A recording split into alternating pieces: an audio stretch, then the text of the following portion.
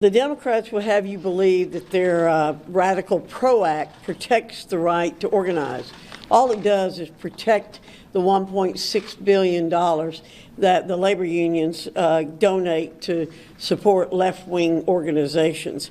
While trying to garner support for this outrageous bill, I've heard Democrats argue that it's the unions that built the middle class. No, the unions didn't build the middle class. Entrepreneurs and individual workers in this country built the middle class. And what this bill does is take away their freedom, making unions bigger and the individual freedom smaller. There are too many harmful provisions to list in this bill, so I'll highlight some of the more egregious ones. It overturns 27 states' right-to-work laws.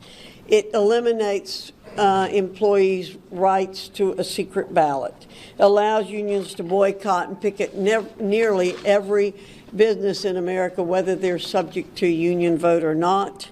The bill reinstates destructive Obama-era regulations, includes California's controversial AB 5 with 0 exemptions, which will deprive millions of Americans the opportunity to work independently and start their own businesses. This provision is particularly ill-advised since many Americans during COVID, like working parents, are taking advantage of the flexibility the independent contracting model offers. At a time when employers and workers are forced to tighten their purse strings, it's unconscionable that Democrats are pushing a bill that would take millions from workers' paychecks and employers. It also forces workers to hand over their private personal information to a union. AFL-CIO President Trumka testified last Congress that unions will be able to go after workers, quote, in the grocery store and at their homes.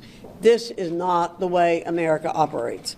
This personal information could very well be shared with third parties, subjecting workers and their families to even more unwanted attention and harassment.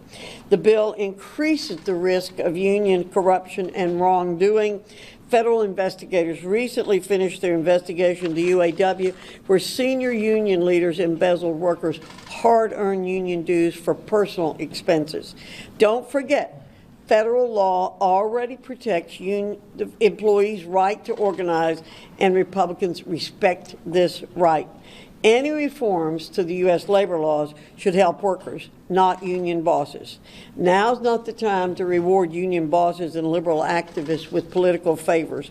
Our focus should be on reopening schools and rebuilding the economy so all Americans have the opportunity to succeed.